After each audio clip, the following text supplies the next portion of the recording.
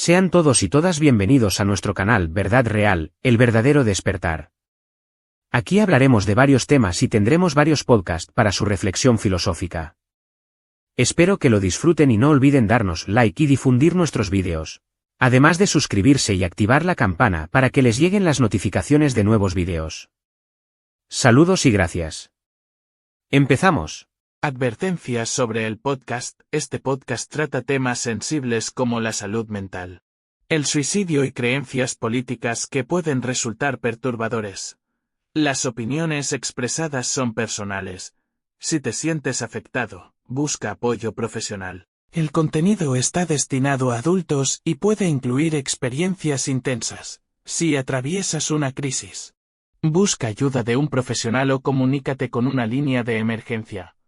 La salud mental es una prioridad. ¿Comenzamos? La percepción de que el mundo parece premiar a quienes actúan con maldad mientras castiga a quienes viven con nobleza es, en su esencia, una reflexión sobre la injusticia fundamental de la existencia humana. Este dilema ha inquietado a pensadores, poetas y filósofos desde tiempos inmemoriales, el estoicismo, con su énfasis en aceptar las circunstancias externas y enfocar la energía en aquello que podemos controlar, ha sido una respuesta filosófica para muchos. Sin embargo, esta postura también puede percibirse como una resignación disfrazada de virtud. Decirle a alguien que simplemente debe aceptar su sufrimiento puede parecer insensible o incluso cruel, especialmente para quienes sienten que la vida les ha negado toda posibilidad de felicidad o realización. Pero, ¿es el estoicismo simplemente conformismo? Desde una perspectiva crítica, podría verse como una filosofía que racionaliza la impotencia, un intento de encontrar paz interior a costa de renunciar a la lucha externa. Sin embargo, esta renuncia no siempre resulta en alivio porque hay dolores tan profundos y situaciones tan injustas que ninguna aceptación parece suficiente para aliviarlas. A veces, la vida parece una condena. Una cadena perpetua de sufrimiento que no tiene un propósito evidente ni una redención posible. Es en este punto donde la pregunta sobre el valor de la vida y el sufrimiento emerge con toda su fuerza. ¿Vale la pena seguir viviendo cuando la existencia parece ser una prisión de dolor? ¿Es el sufrimiento una condición inherente a la vida humana, o una circunstancia que puede, en teoría, transformarse? La opción de buscar la muerte como una forma de liberación de este sufrimiento no es nueva en la filosofía. Pensadores como Arthur Schopenhauer argumentaron que la vida es esencialmente dolorosa y que el deseo perpetuo es una fuente constante de sufrimiento. Por otro lado, filósofos como Nietzsche abrazaron la idea de que, incluso en un mundo injusto y cruel, el ser humano tiene la capacidad de crear significado, de luchar contra el absurdo y de imponerse al sufrimiento. No con resignación, sino con desafío. No hay una respuesta universal. La experiencia del sufrimiento es tan personal y única como las huellas dactilares de cada ser humano. Para algunos, la lucha misma es lo que da sentido a la vida. Para otros, el sufrimiento constante erosiona cualquier esperanza de redención. Y el final parece una solución más lógica que la perseverancia. Tal vez el problema no sea tanto si debemos aceptar lo que nos sucede, sino que hacemos con la percepción de que estamos condenados. Si el sufrimiento es inevitable, podemos enfrentarlo de una manera que nos transforme, o es mejor ceder a la idea de que la vida, tal como la conocemos, no merece ser vivida. Es un dilema que cada persona debe resolver en su propio corazón. La reflexión sobre el sufrimiento y el sentido de la vida nos lleva a un terreno donde la filosofía, la psicología y la experiencia personal convergen. Si aceptamos que el sufrimiento es para muchos una constante de la existencia, entonces surge una pregunta inevitable. ¿Qué hacemos con ese sufrimiento? El estoicismo propone una vía: transformar nuestra relación con el dolor, no negándolo, sino integrándolo como una parte inevitable de la vida. Sin embargo, esto puede sonar insuficiente para aquellos cuya existencia está marcada por una serie de injusticias que parecen insuperables. Decirle a alguien que debe aceptar lo inaceptable puede interpretarse como una burla, una negación de su experiencia o incluso un acto de violencia filosófica. En este punto, algunos podrían mirar hacia otras perspectivas filosóficas que no esquivan la intensidad del sufrimiento, sino que lo enfrentan directamente. Nietzsche, por ejemplo, proponía la idea del amor fati, amor al destino, no como una resignación pasiva, sino como una afirmación activa de todo lo que la vida trae consigo. Incluso el dolor más profundo. Para él, vivir plenamente era abrazar el sufrimiento como una fuerza que nos desafía a trascender nuestras propias limitaciones. Sin embargo, esta idea puede ser difícil de aceptar para quienes sienten que el dolor no los transforma, sino que los consume.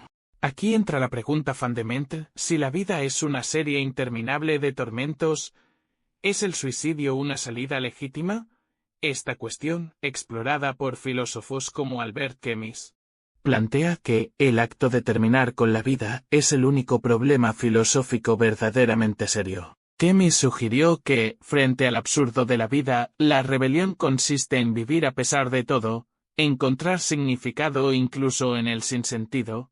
Pero esta idea también puede parecer insuficiente. ¿Por qué debería alguien rebelarse contra un destino que lo ha reducido a la desesperación? ¿Por qué seguir adelante cuando cada día parece una repetición de los mismos tormentos? Tal vez la respuesta no esté en encontrar una razón universal para vivir, sino en aceptar que cada individuo tiene el derecho de decidir si la vida que le ha tocado es soportable. Es importante reconocer que el sufrimiento no tiene un propósito universal ni una lección intrínseca. Es simplemente una realidad que, para algunos, resulta insostenible. En este sentido, no se trata de glorificar la resistencia ni de condenar la rendición, sino de permitir que cada persona evalúe su relación con la vida desde su propia perspectiva. Finalmente, el verdadero desafío podría estar en aceptar que la vida no ofrece garantías de justicia ni equilibrio. Y en ese vacío de certezas, cada uno tiene la libertad y quizá la responsabilidad de decidir cómo enfrentarlo, ya sea con lucha, con aceptación o, en última instancia, con la decisión de no seguir adelante. Cualquier elección en este contexto es profundamente humana, porque nace del enfrentamiento directo con la esencia misma de lo que significa existir. Esta confrontación con la esencia de la existencia nos lleva a un terreno profundamente humano, donde las grandes cuestiones filosóficas se entrelazan con las emociones más íntimas. La libertad de decidir sobre la vida y la muerte es, en muchos sentidos, el acto más radical de autodeterminación. Sin embargo, también es un acto que implica un enorme peso ético y existencial, tanto para quien lo contempla como para quienes lo rodean. El sufrimiento y la individualidad. Cada individuo vive el sufrimiento de manera única, y no todas las experiencias son equivalentes.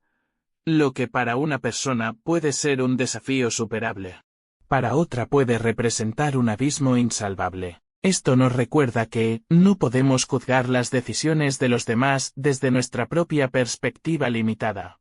La empatía, aunque imperfecta, nos invita a reconocer que las luchas internas de los demás son tan reales y válidas como las nuestras. A pesar de esto, la sociedad a menudo impone una narrativa de resistencia obligatoria, como si el simple acto de continuar viviendo fuera un triunfo en sí mismo.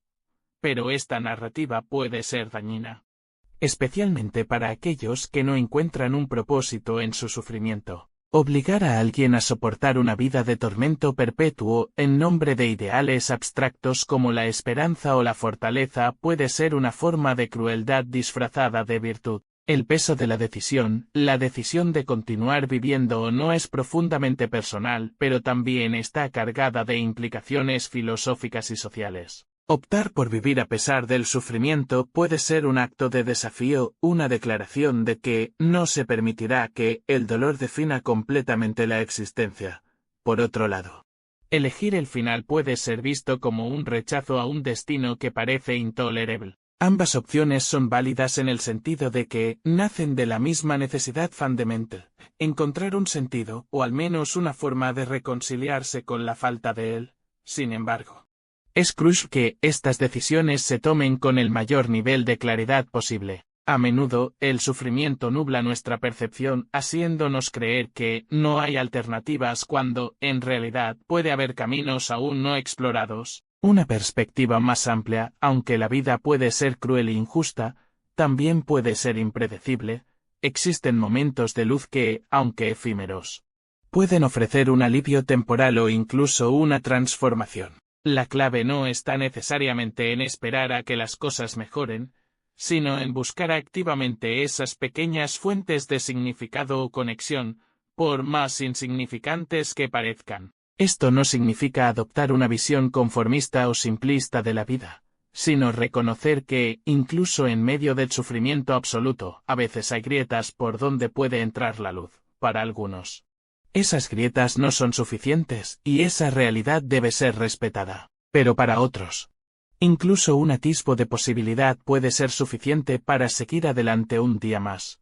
La vida como elección constante. Quizás lo más importante sea reconocer que la vida no es un camino predeterminado, sino una serie de elecciones continuas. Cada día, cada momento, ofrece la posibilidad de decidir cómo responder a lo que nos sucede.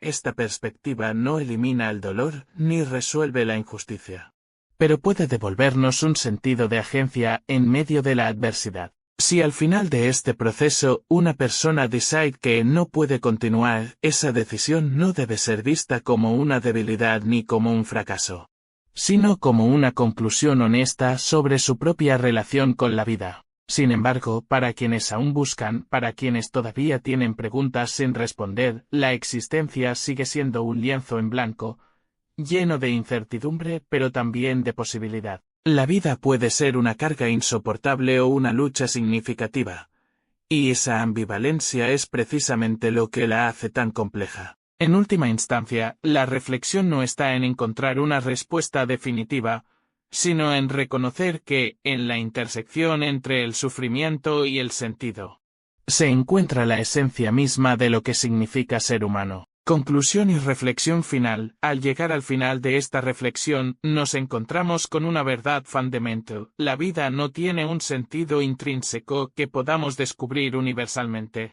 Cada uno debe forjar su propia relación con la existencia, con sus luces y sombras, sus injusticias y breves momentos de alivio. En este proceso, el sufrimiento juega un papel central no como un obstáculo a superar necesariamente, sino como una experiencia que define cómo entendemos el mundo y a nosotros mismos. El estoicismo, aunque puede parecer conformista, ofrece herramientas prácticas para manejar las dificultades, pero no es una solución para todos. Enfrentar el sufrimiento no siempre implica aceptarlo sin cuestionarlo. A veces, implica rebelarse, gritar al vacío o buscar activamente algo que lo alivie. Para otros, la única forma de escapar del sufrimiento puede parecer ser el rechazo absoluto de la vida misma. Y eso también es parte de la complejidad humana.